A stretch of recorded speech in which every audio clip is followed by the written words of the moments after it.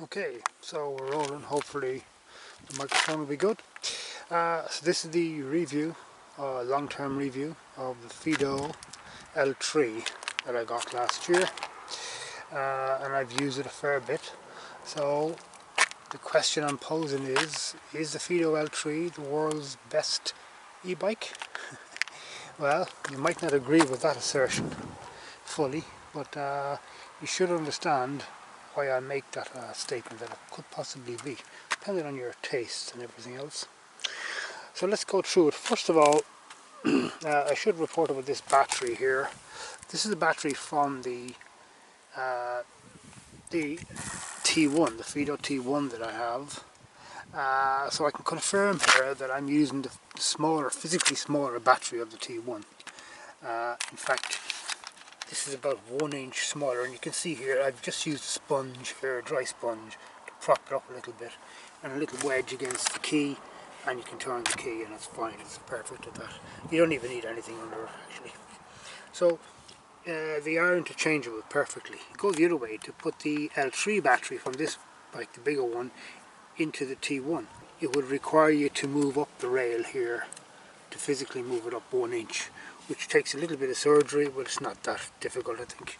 But you could certainly do it. So if you have both bikes as I do, you can interchange the batteries.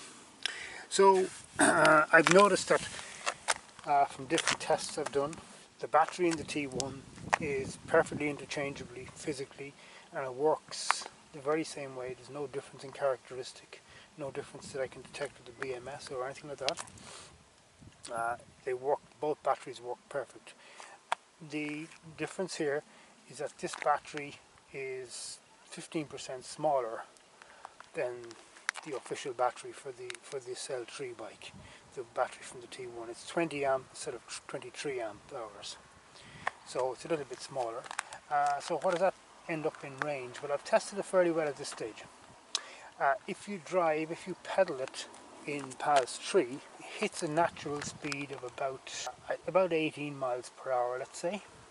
If you use the throttle, by the way, in this bike, now that I've unlocked the bike, you get a good bit more. You get over 20 miles per hour top speed, which is really fast in this little bike. So 18 miles per hour is perfectly. So generally speaking, I just use pedals, and I don't use the throttle at all unless I'm just taking off traffic lights or something like that. So this gives you this battery here from the T1 on this bike at PAS 3, on pedaling at 18 miles per hour constant. It gives you I think about 40 miles range.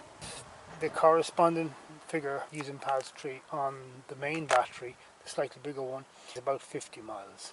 So the two batteries combined would give you about approximately 90 miles, let's say a solid 90 miles range on this bike. This is traveling at 18 miles per hour, which is a nice plenty fast in my view, assuming a 200 pounds weight. I'm 180 pounds or something, 5'10", and you have bags or whatever else you're carrying, so let's allow for 200 pound weight on this bike. So it's the two batteries combined, if you have them, will do 90 miles solid. You can economize more if you go down to PAS 1, and it tops out at about 15 miles per hour, and you'll get a bit more at that, in fact. So that's roughly how the mileage goes in this. So a very good range, yeah, well worth it.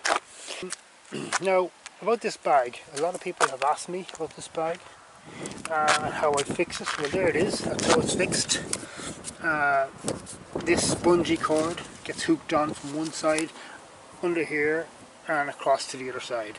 And that keeps everything in place, because as soon as you push back the spring saddle, it pushes against this. This has got a pretty solid bag, so it keeps it all steady and upright, and you sit there against it and it's perfectly comfortable. So that's how it works. There are feet underneath. I don't know if I can get that in the camera without bending down too much. There are feet underneath here, and they just sit each side, these plastic feet, and they just sit each side perfectly of the metal carrier. So it's really good, worked out really well.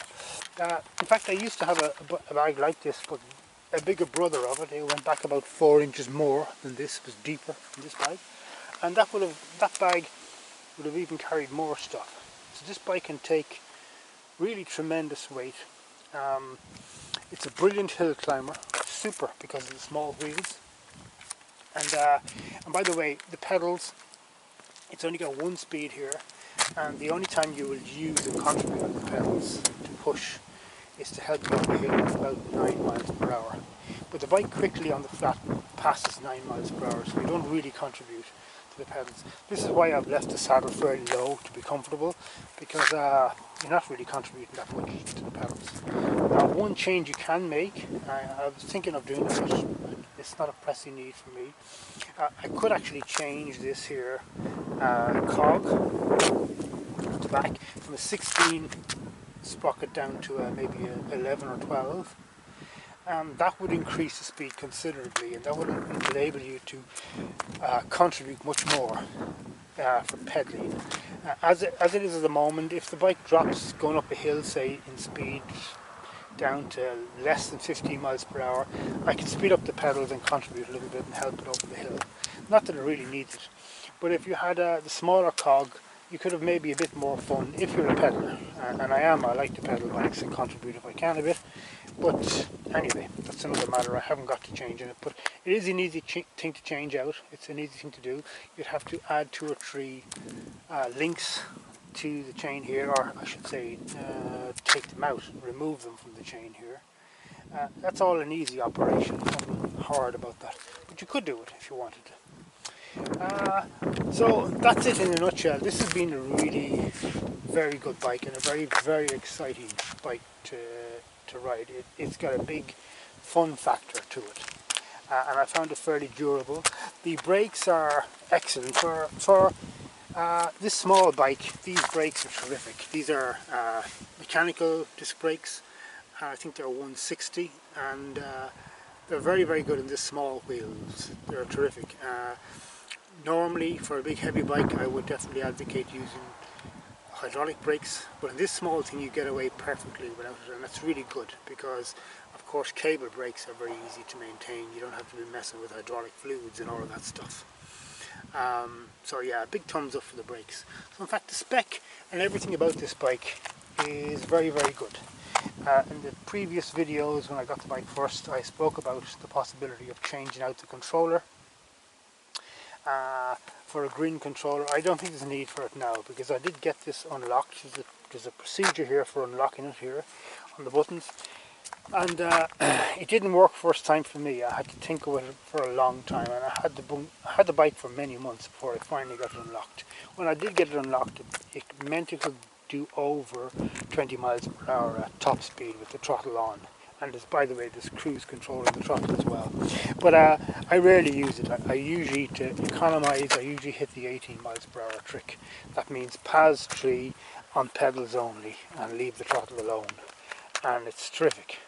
So I wouldn't advocate putting in a heavier controller or anything else like that. This bike, by the way, if you're going around a bend fast, you want to be careful, because the wheels could go from under you, because you're kind of top heavy, you're high up, and these are very small wheels. They're terrific and everything, but just be mindful of it. I would say I would advise slowing up on a fast bend, because they might not just hang on a bend so good as let's say a fat tire bike, a 4-inch 20-inch wheel, 4-inch fat tires, something like that, like the T1. Those bikes might hold on a bit better. You could use this bike for off-road if you wanted to. I wouldn't really advise it, but I wouldn't be afraid to take it off into a dirt track or across the field or anything like that. The problem, of course, is that you don't have such good ground clearance here. That's the main problem. The other thing is these tires, you know, they're road-going tires. They're very nice, they're very pretty, they work very well. But I wouldn't really prescribe them for doing anything but off-road. Okay, so what's the advantages here of having one of these bikes instead of a bigger bike? Well, first of all, the sheer fun factor. Depending on your perspective, you might not be somebody who likes a small, neat, fun bike, but there is a lot of fun. That's not to be underestimated. That's one thing.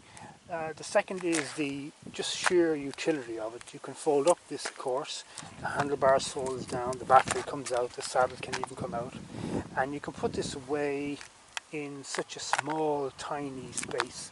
You can bring it away with you. You can bring it to a city on a bus if you're traveling a bus. Put it in the locker of the bus underneath, and get out where you arrive, and you're suddenly independent in the city. You're traveling anywhere you want in the city, and you're on a bike. And it's pretty fast to go across cities.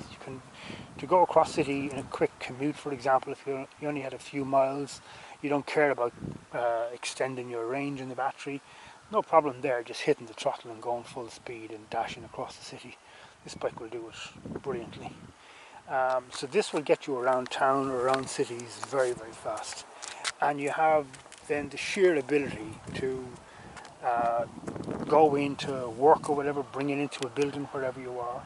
It's so much handier to handle when you're off the bike, when you're wheeling it around or bringing it indoors or whatever you have to do. You can bring it upstairs, you can bring it into your bedroom if you had to, you can lock it away, you can bring it up to an attic if you had to.